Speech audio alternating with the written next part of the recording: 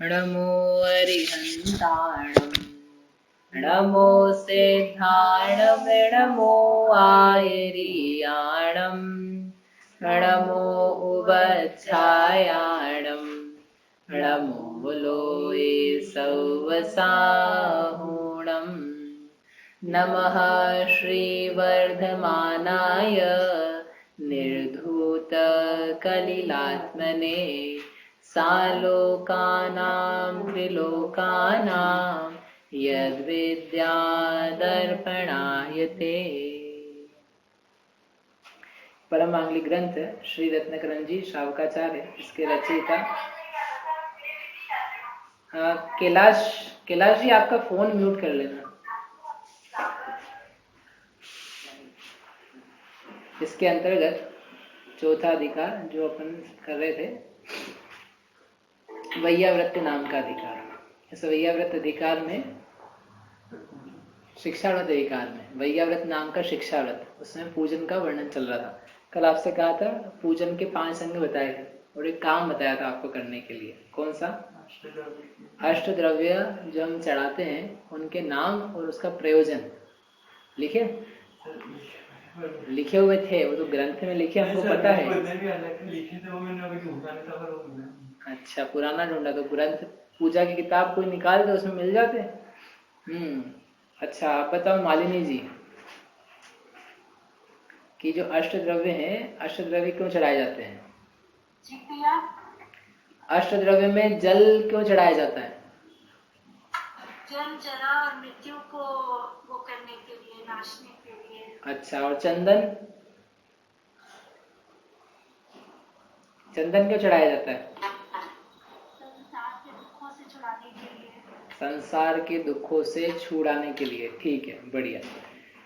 2 हुए, जल और चंदन। जल किस लिए चढ़ाया? जन्म जरा मृत्यु को नष्ट करने के लिए। ये भावना, ये जो द्रव्य है, ये प्रतीक हैं अपने भावों की अभिव्यक्ति के, कि हम जल चढ़ा रहे हैं तो जैसे इस जल में निर्मलता है, वैसे के वैसे मेरी आत्मा की निर्मल अवस्था प्रकट हुए। जल का और जन्म जरा मृत्यु का क्या संबंध है? बताओ, जल से जन्म जरा मृत्यु का क्या संबंध है? कुछ भी संबंध नहीं है। ये नहीं संबंध है, ये संबंध है। बताओ, संबंध बता सकते हो? नहीं बताओगे? संबंध ये है कि जल है निर्मल, जल में है मलिनता का अभाव, कलंक नहीं है उसमें। वैसे के वैसे ये आत्मा अभी कलंक से अभी युक्त हो रहा है। कौन से कलंक है इसके ऊपर? जन्म के, जरा के, मृत्यु के। इस आत्मा को बूढ़ा कहना ये कलंक है। आत्मा को मरने वाला कहना, जन्मने वाला मानना, ये कलंक है। तो वो जो जल है ना, वो जल मलिनता को, कलंक को दूर कर देता है। इसलिए जल हम भगवान चढ़ा रहे हैं। जैसे जल मलिन वस्तु को निर्मल करता है, कलंक से, दोष से रहित है, वैसे मेरी आत्मा के जो जन्म जरा मृत्यु के कलंक, दोष, धब्बे हैं, वो धुल जाए और जल जैसी निर्मलता, स्वच्छता मुझे प्राप्त हो जाए। ठीक है, ये इसका संबंध है जल चढ़ाने का।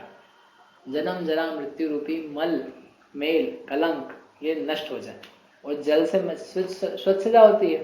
वो पढ़ते हैं ना अपन देवशास्त्र की पूजा में, जल स्वभाव मल छीन, जासो पूजो परम पद, देव शास्त्र गुरु तीन। हे देव शास्त्र गुरु परम पद, चूंकि जल से मलिनता दूर होती है, जल का स्वभाव ही है मलिनता को छीन यानी हरने का, नष्ट करने का। इसलिए मैं अपनी मलिनता जो जन्म जरा मृत्यु रूपी है, उसको नाश करने के लिए आपके समक्ष जल चढ़ा रहा हूं। यानी अपने कोई भाव आए कि मेरे वास्तव में जन्म जरा मृत्यु का दोष बना हुआ है, ये कैसे छूटे। ये दोष रूप लगने लग जाए तो व्यक्ति कुछ पुरुषार्थ करे और चढ़ाता जाए, जन्म जरा मृत्यु विनाश का जलम, चलो आगे बढ़ो गाड़ी, चंदन सम शीतलता पाने, आगे चंदन चालू हो गया। कि भाई विचार तो कर ले। अपने को ये विकल्प ही नहीं, वास्तव में हम अपनी बीमारी ही नहीं समझ पा रहे।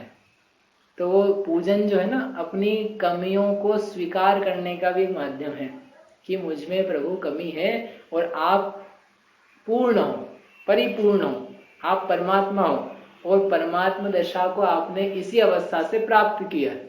क्योंकि अपन जो उनका पूरा कथानक पढ़ते हैं जयमाला इत्यादि में, तो मालूम पड़ता है ना कि हमारे आपके जैसे ही जन्म जरा मृत्यु वाले थे।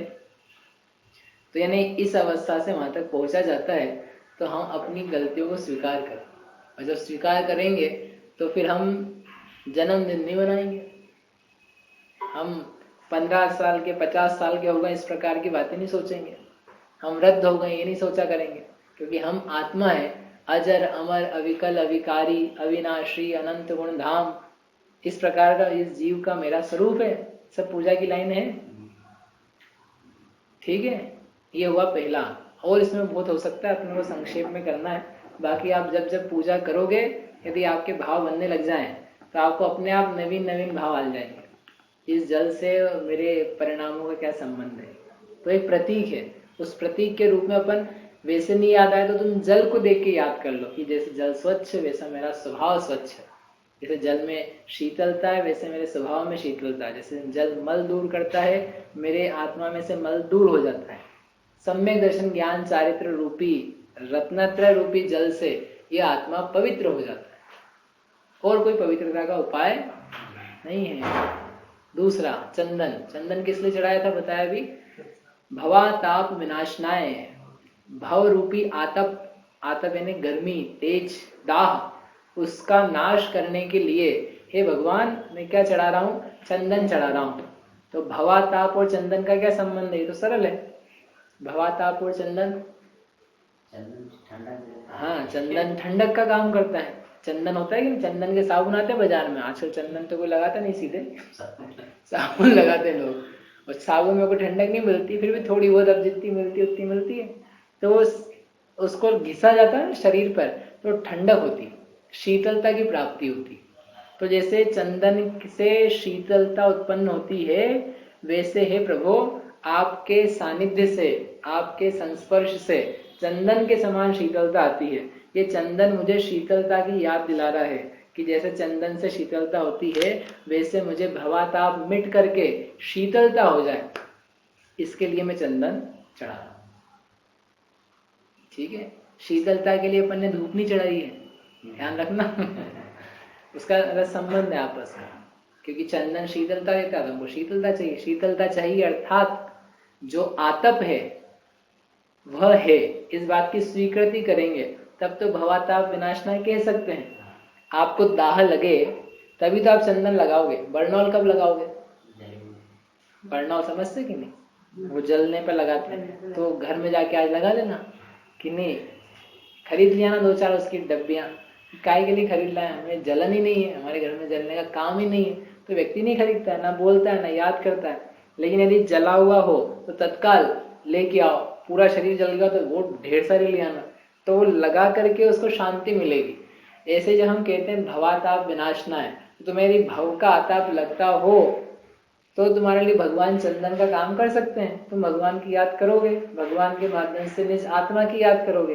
लेकिन यदि अपने को ताप ही नहीं है, और यदि है भी और उसको ताप नहीं मानते हैं, तो तुम्हारा चंदन बोलना चढ़ाना इतना सार्थक नहीं हो पाएगा, पुण्य आदि का सब बंद होगा। हो चंदन चढ़ाओगे तो पुण्य नहीं लगेगा, लेकिन हम पुण्य नहीं समझा रहे आपको, हम तो ये बता रहे कि उसका प्रयोजन क्या है। ठीक है, तो क्या होना चाहिए, तो भव का आतप क्या होता है, भव यानी संसार, आतप यानी दाह, संसार में दाह है, जलन है, गर्मी है, गर्मी का मौसम आ रहा है ना, वो गर्मी नहीं, राग द्वेष मोह इसको बोलते हैं दाह, क्रोध मान माया लोभ, ये है दाह पैदा करने वाले। घर में जो अपना प्रेम है उसको बोलते हैं दाह पैदा करने वाला, ये बेटा मेरा है, ये है भाव, बेटा नहीं ये भाव, नहीं तो कहो तुम बेटे को क्या करने लगो बेटा दाह नहीं पैदा करता है, बेटे में जो अपनेपन का भाव है वो परिणाम दाह पैदा करता है, या तो राग का या द्वेष का। यह राग आग दहे सदा, पढ़ी ना छेड़ाला में लाइन, ये राग रूपी क्या है, आग है, अग्नि जलाती है। आपको आपके बेटे के कुछ विकल्प है कि नहीं, है कि नहीं है, अच्छे उससे आप शांत हो उन विकल्पों से, बिल्कुल आकुलता क्या अभाव है कि आकुलता है उसके कारण है, अरे बेटे को लेकर के आपको आकुलता है कि आप निराकुल हो? नहीं समझ में आया? आपका बालक है, उसको लेकर के आपको अशांति की शांति है? शांति है। उसको पढ़ाने लिखाने के कोई विकल्प नहीं है तो कर तो आप अपन कुछ भी नहीं करने वाले हैं। तो उसको लेकर के चिंताएं चलती, चिंता होती कि नहीं? ये क्या करेगा, कैसे बढ़ेगा, कैसे व्यापार होगा? वो होगा सब उसके भाग्य से, वो तो हम स्वीकार करते हैं। आपने इतना सुना, इतना समझे, बहुत अच्छी बात है। लेकिन कुछ आकुलता है कि नहीं तत्संबंधी? तो रहती है। और जवाब कहने देती है कहने का जवाबदारी तो रहती है। हाँ, वो जो जवाबदारी जिसको आप बोलते हो ना, उसको यहाँ आगम की भाषा में बोलते हैं भवाताप। वो भवरूपी आतप, ये शरीर का होना, ये भवरूपी आतप, ये वस्त्र आदि का होना, ये भवाताप। वस्त्र अकेला भवाताप नहीं, इसलिए वस्त्र के प्रति लगा हुआ जो राग रूप परिणाम, मोह रूप परिणाम है, ये परिणाम भवाताप है। समझ में? इससे शांति नहीं मिलती। आतप होता है ना, गर्मी होती, जल जाए, रगड़ा जाए, चमड़ी छिल जाए तो कैसी जलन मचती है, तो उसमें शांति नहीं होती।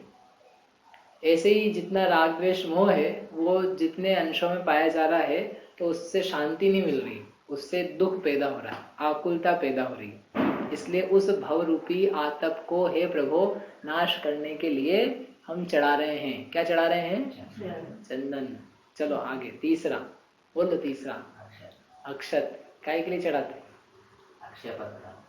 अक्षय पद प्राप्त। ये हे भगवान, अक्षय पद की प्राप्ति के लिए, अक्षय पद की प्राप्ति के लिए अक्षत चढ़ा रहे हैं। इसका क्या संबंध है? अक्षत ही क्यों चढ़ाते हो? अक्षत यानी जो छत, जिसका जो अखंड होता है, तो वह जो अक्षत आप चढ़ा रहे हो, या वैसे मोती भी चढ़ाते हैं। वास्तव में पहले तो लोग मोती इत्यादि वस्तुएं चढ़ाते थे। तो इसका क्षय नहीं होता। क्षय कैसे नहीं होता? कि यह पुनः उगता नहीं, अंकुरित नहीं होता। ये तो उसके भव बीज के नाश की तरफ से, और ये पूरा एक है, अखंड है। और जो अखंड होता है वही अक्षत हो सकता है। इसलिए इस अक्षत को हम अक्षय पद की प्राप्ति के लिए चढ़ा रहे हैं। ऐसी वस्तु है जिसका नाश नहीं होता है। अब क्या है, वो तो फिर भी नाश को प्राप्त हो जाता है जो अपन वस्तु चढ़ा रहे हैं, लेकिन इसके माध्यम से हम ये भावना भा रहे हैं कि संसार के जो पद स्थितियां हैं, उनमें तो क्षतपना पाया जाता है, वे नष्ट हो जाती हैं, वे अनित्य हैं, वे हमेशा रहने वाली नहीं है। परंतु एक ऐसी स्थिति है जो प्राप्त हो जाए तो हमेशा शाश्वत रूप से बनी रहती है। और वह स्थिति कौन सी है? सिद्ध अवस्था, आत्मा की परिपूर्ण शुद्ध अवस्था। वह है अक्षय पद। अक्षय ने जिसका नाश नहीं होता। एक बार व्यक्ति सिद्ध बन जाए, उसके बाद में वापस से असिद्ध कब हो जाएगा? सिद्ध से अरिहंत कब बन जाएंगे? अरिहंत से साधु कब बन जाएंगे? अरिहंत बन गए फिर साधु बन जाएंगे, सिद्ध से अरिहंत बन जाएंगे। कि ऊपर जाने के बाद में नीचे आना वापस जहाँ होता नहीं है। ऐसी जो अक्षय पद रूप स्थिति है और प्राप्त होती है, ऐसी स्थिति बनती है। उस स्थिति की भावना करता हुआ मैं इस अक्षय को, अक्षत को चढ़ा रहा हूँ। और उसके साथ में हम ये भावना भाते हुए समझ रहे हैं कि मुझे जो जो वस्तुएं जिस जिस रूप में प्राप्त हैं लोक में, वे सारी की सारी कैसी हैं? क्षत रूप हैं।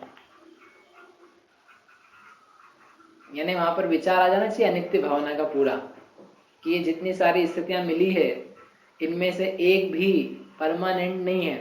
कोई महिला माता बन गई तो माता बनकर के अपने को फूला नहीं समाती है।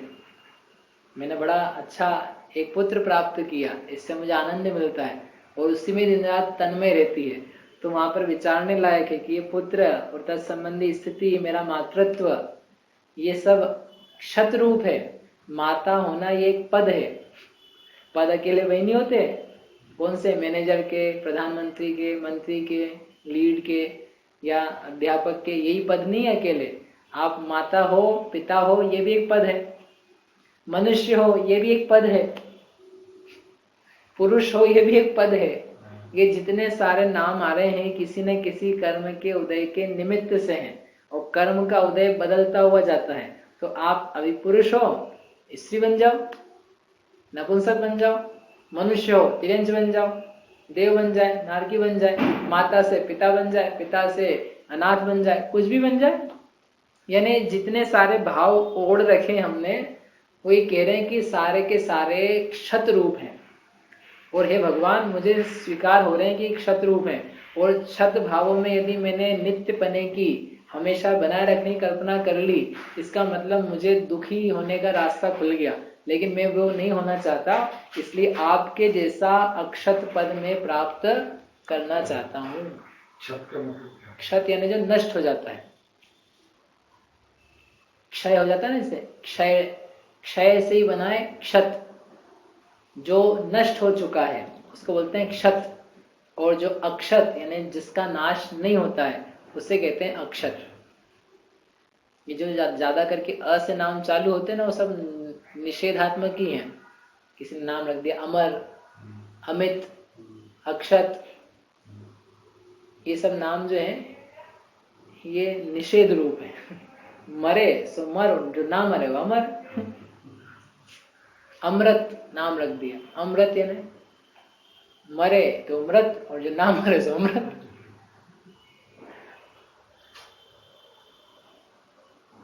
तो क्या बात थी अक्षत की, समझ में आया? ये संक्षेप में कर रहे हैं अपन, आप विस्तार कर लेना स्वयं। चौथा क्या है? काम बाण विध्वंसनाय पुष्पम, बहुत महत्वपूर्ण। हम काम बाण के विनाश के लिए पुष्प को समर्पित कर रहे हैं। ये काम बाण कौन सा बाण है, हमने देखा ही नहीं आज तक। काम बाण यानी एक लोक में कामदेव माना जाता है, ऐसा कोई कामदेव है नहीं हो जो तीर चलाता है और तीर चला करके इसके हृदय छलनी हो जाए। लोक में प्रसिद्ध एक माना जाता है, ब्रह्मा का पुत्र, उसका नाम है कामदेव, और वही सारे जगत को क्या करता है, विकारी करता है। वही तीर फेंकता है, जिसके हृदय में लग जाता है तो उसको काम विकार पैदा हो जाता है। काम विकार ने स्त्री पुरुष के प्रति चेष्टा की भावना पैदा होना चालू हो जाती है। तो ऐसा कोई कामदेव नहीं है लोक में हो, ना उसके बाण है, लेकिन जो एक प्रसिद्ध उक्ति है उसको लेकर के यहाँ बता रहे हैं। काम बाण यानी जिसके कारण से जीव विकारी होता है, इसको स्त्री पुरुष के प्रति भोग की भावना पैदा होती है, वह है काम बाण। और वह ऐसा है जो सारे जगत को पीड़ित कर रहा है। जितने ये जीव हैं, मनुष्य, तिर्यंच, देव, नारकी, इन सबको काम बाण की, काम की, विकार की पीड़ा सताती है। इस काम का दूसरा नाम है मनमथ। सुना, मनमथ पूजा में आता है, मनमथ। मनमथ क्यों नाम है इसका? जो मन को मथ दे उसको बोलते हैं मनमथ। मथना समझते कि नहीं? दही लिया उसको मथा जाता है, धड़ धड़ धड़ धड़, पूरा उसको क्रश कर दिया जैसे एक प्रकार से, वो कहलाता मथना। ऐसे जो मन को मथ दे, अच्छा भला सुंदर कोमल मन था जिसमें कोई विकार नहीं थे, और जहां एक स्त्री को या पुरुष को देखा और देख करके कुछ भावनाएं हुई तो वो पूरा का पूरा मन पूरा मथा गया, उसकी 12 बज गई समझ लो। अब ये शांत नहीं रह सकता, अब इसको कुछ ना कुछ कल्पनाएं नाना प्रकार की पैदा होना चालू हो गई। जो सत्य भोग नहीं था उसको ही भोग मानने लगा, वो वैसी वैसी चेष्टाएं करने लगा। जगत के सारे प्राणी पीड़ित हैं इससे। भूख से भी बढ़कर के रोग है इसको, लेकिन रोग नहीं माना जाता, इसको माना जाता है भोग। और है क्या? रोग। ये पढ़ रहे अपन पूजा में, काम बाण विध्वंसनाय। तो भाई अच्छी चीजों को तो अपन नष्ट करने के लिए मंत्र नहीं बोलेंगे ना। यदि काम भोग हो तो फिर ऐसा नहीं बोलना चाहिए काम बाण विध्वंसनाय, ऐसा बोलना चाहिए काम बाण वृद्धि करनाय पुष्पम निरूपामिति स्वाहा। हे प्रभु, मेरा काम बाण बढ़ता जाए, मेरे में काम भाव की तेजी हो जाए, वृद्धि हो जाए। ये कैसे बोलेंगे? ऐसा किसी के लिए भी नहीं बोला। कहने का अर्थ ये है कि वो जो लोक में हमारे विचार हैं, पूजा करते समय यदि अपन विचार करें तो समझ में आ सकता है कि हमारी मान्यता क्या है और सत्यता क्या है। हम जिन चीजों को अक्षत मान रहे थे, अपने मान रहे थे, वो सब नाशवान है, उसको क्या अपना मान के अपन बैठे रहे और दुखी हो। जिसको हम भोग मान रहे थे वो तो हमको दुखी करने वाली एक चीज है, वो तो विकार है, आत्मा का स्वभाव नहीं है, उससे हम आनंदित नहीं हो सकते। उसमें जितना डूबा जाता है उतना आकुलता, तृष्णा, संताप, रोग आदि ये सब बनने लगते हैं। पाप आदि का बंध होता है और दुखी होते हैं तो अलग ही बात है। इसलिए काम बाण ध्वंसना है, बहुत अच्छे से सोचने लायक है। ठीक है, पुष्प क्यों चढ़ाते हैं उसके लिए? ये पुष्प काम का प्रतीक है, तो हम ये चढ़ा करके बता रहे हैं कि ये काम को हमने यही समर्पित कर दिया, अब हम काम बाण से युक्त नहीं होंगे, इसलिए हमने पुष्प चढ़ाया है।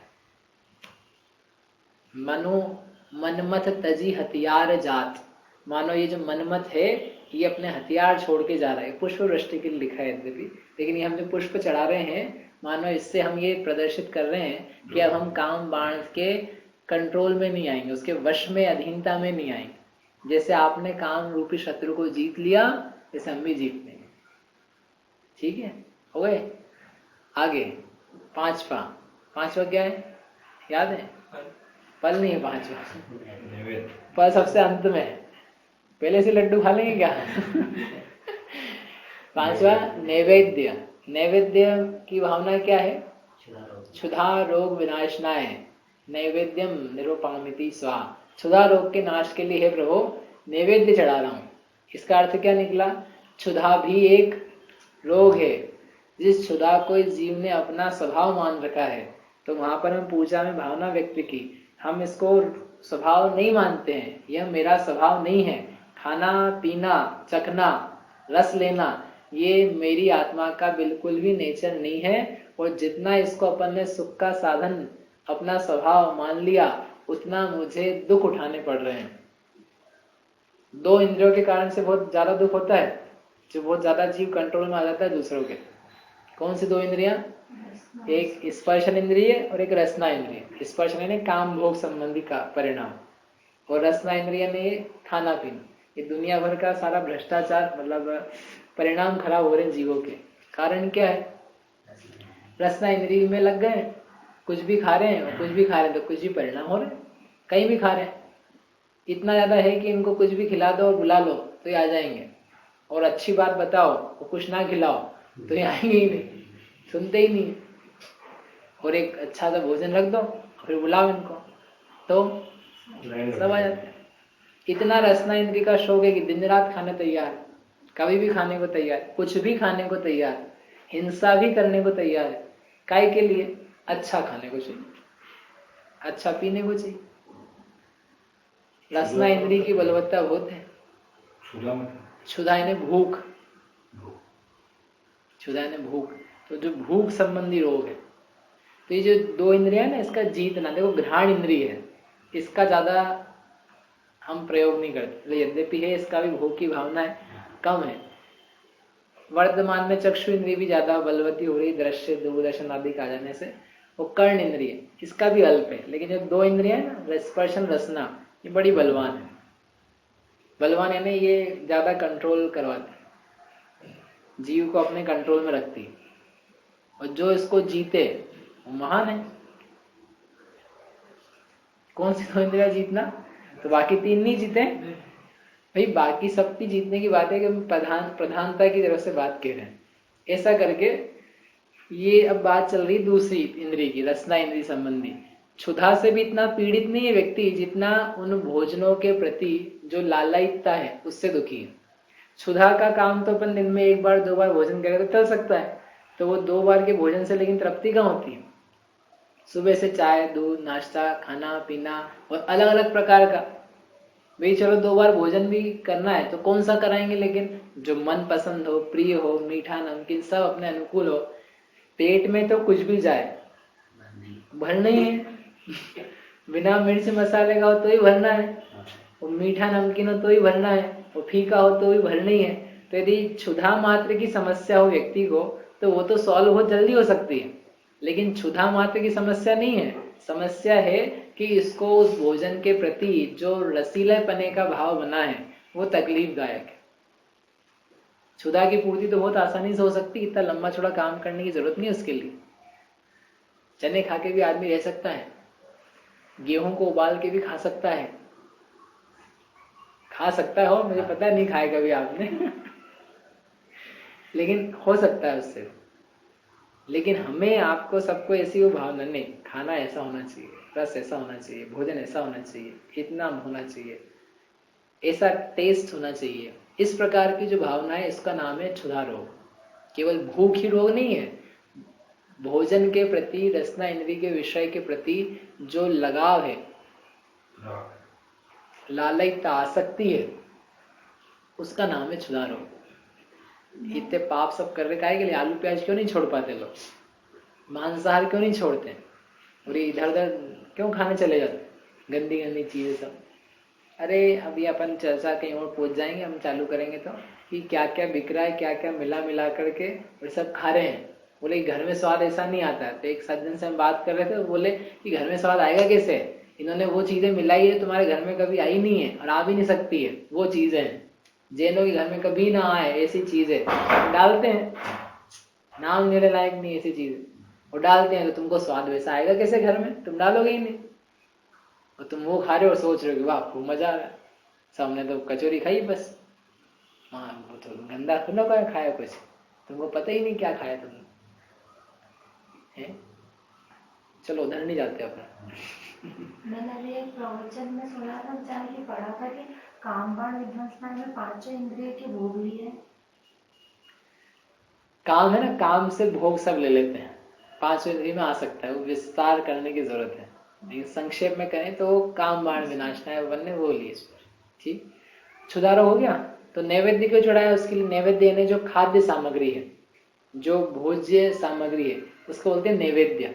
जैसे ये चढ़ाते ना भगवान को नैवेद्य चढ़ाया, अन्य मतावलंबी में भी चढ़ाते नैवेद्य। नैवेद्य यानी खाद्य सामग्री।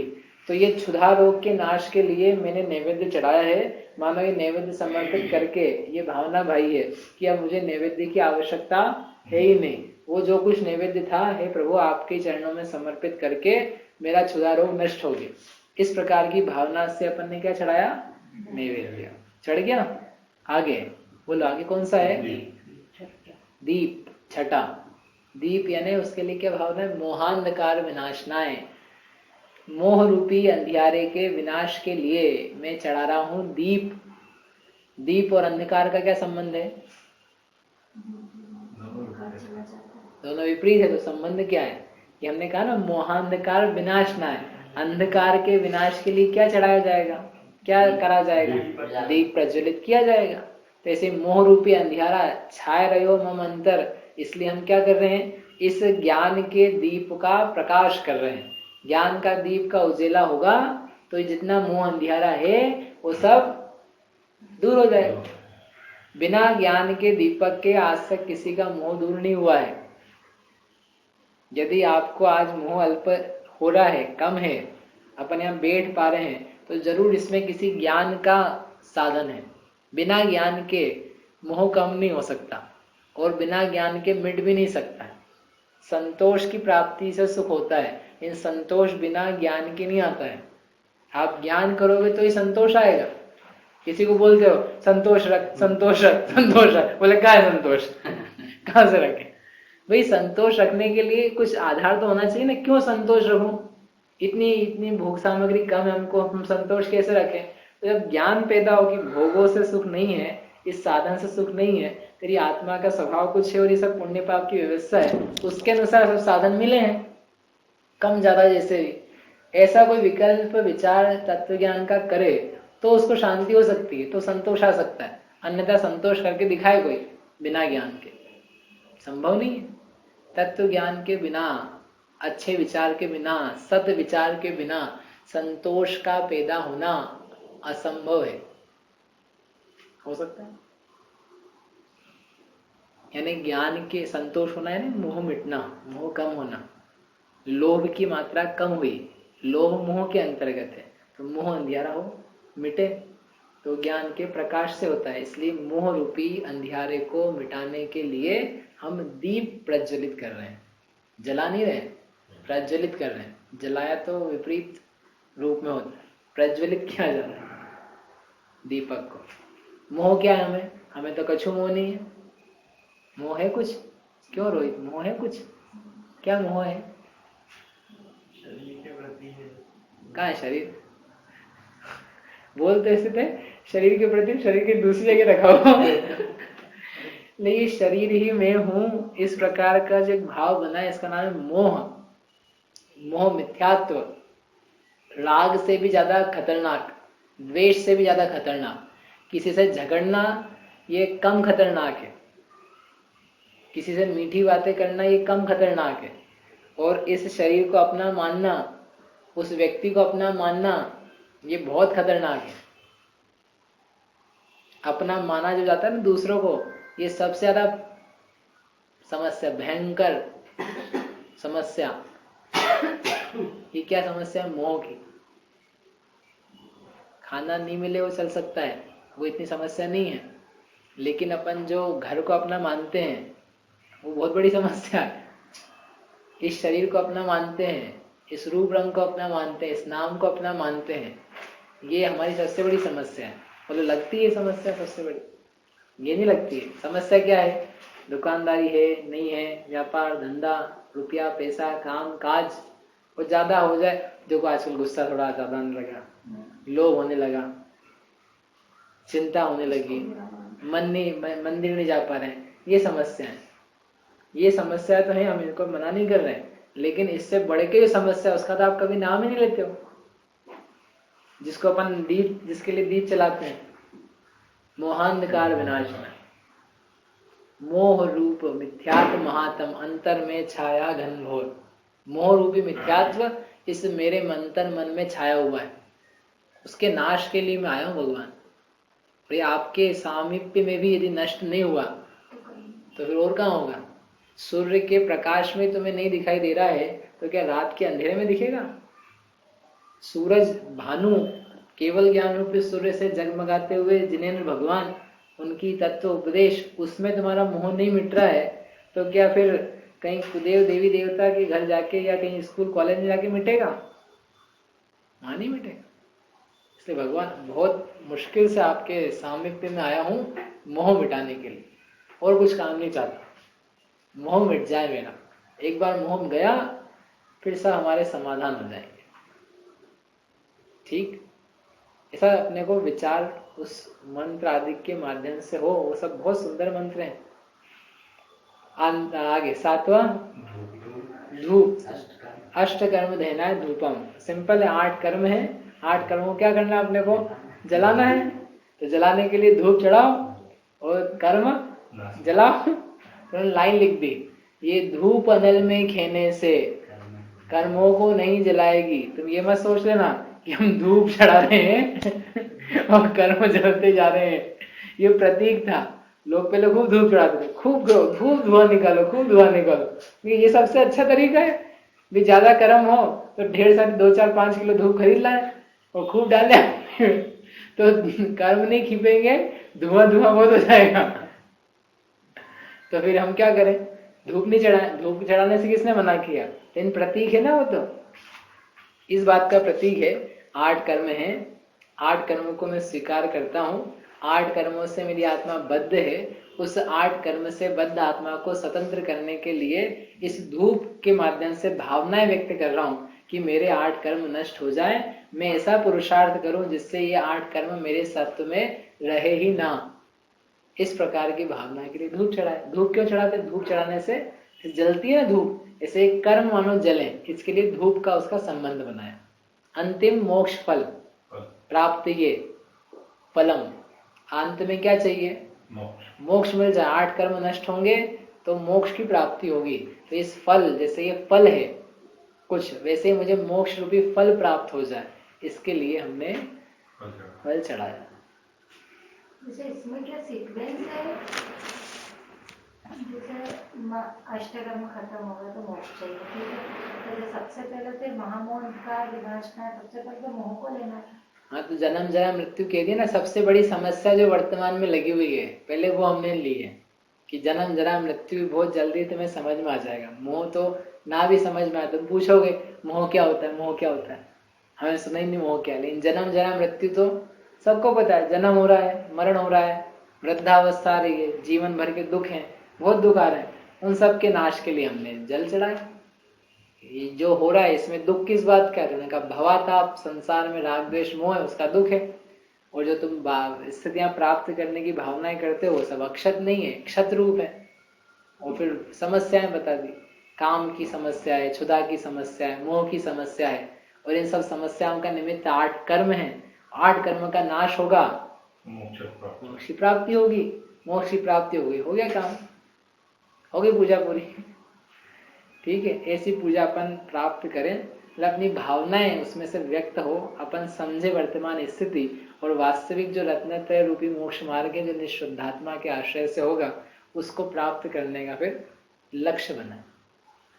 ये सब 8 फल चढ़ाने का, अपने ये चढ़ने के बाद फिर लास्ट में अर्घ्य जो चढ़ाते हैं वो इसके लिए सबके सामूहिक रूप से एक अर्घ्य चढ़ाते हैं। मूल में तो क्या 8 ही द्रव्य हैं अष्टक रूप से, इनके समूह रूप से ये स्मरण के लिए हमने अनर्घ्य पद की प्राप्ति के लिए अर्घ्य चढ़ाया। अर्घ्य यानी बहुमूल्य वस्तु, तो सब सामग्री को मिलाकर के एक बहुमूल्य वस्तु बनी, और इसके माध्यम से जिसका मोल नहीं है ऐसा मुक्त पद उसको प्राप्त करने के लिए हमने अर्घ्य चढ़ाया। अनर्घ्य यानी जिसका मोल नहीं है, और अर्घ्य यानी जिस बहुमूल्य सामग्री है। इस बहुमूल्य सामग्री को चढ़ा करके मैं अनमोल पद की प्राप्ति करना चाहता हूँ। अब यदि आप पूरी पूजाएं देखो ना, ये मंत्र ही, तो आपको समझ में आ जाएगा कुछ भी लौकिक कामना नहीं है। मतलब वर्तमान का नहीं, पुराने हजारों सालों से चला आ रहा है कि हम कुछ भी लौकिक भावनाएं नहीं चाह रहे हैं, हम वास्तव में भगवान के समीप में आए हैं। तो जो मेरी बहुत गहरी समस्याएं हैं वो समस्याएं हम सुलझाने के लिए आए। छोटी मोटी समस्याएं तो बार बार सुलझ जाती है, लेकिन यदि बड़ा डॉक्टर मिला है तो कौन सी समस्या पहले सुलझाई जाए? जो बड़ी बीमारी है, लंबी बीमारी है, उसको सॉल्व किया जाए ना। छोटा मोटा रोग तो कोई भी सॉल्व कर देता है। ऐसे हमारे में जो मोह की, क्षुधा की, काम की बड़ी बड़ी समस्याएं हैं, हम उसको सुलझाने आए, क्योंकि ये सबसे बड़े वैद्य हैं, सबसे बड़े डॉक्टर हैं। इसलिए हम वो समस्याएं सुलझा रहे हैं, बाकी समस्या हम दूसरी जगह सुलझा लेंगे। दूसरी जगह यानी अपने आप से सुलझा लेंगे। वो सुलझ जाएगी तो समस्या रहेगी, ये सुलझ जाएगी, वो रहेगी नहीं। वो साइड इफेक्ट वाली थी, वैसे भी मूल में थोड़ी ना समस्या है। मूल रोग निपटेगा तो ये सब भी चले जाएंगे। ऐसा पूजन मंगल भाव से हम रोज करें, ऐसी भावना से अभी की बात ये तक करते हैं। जा वाणी के ज्ञान ते सूझे लोकालोक, सो वाणी मस्तक नभो सदा देत हो ढो।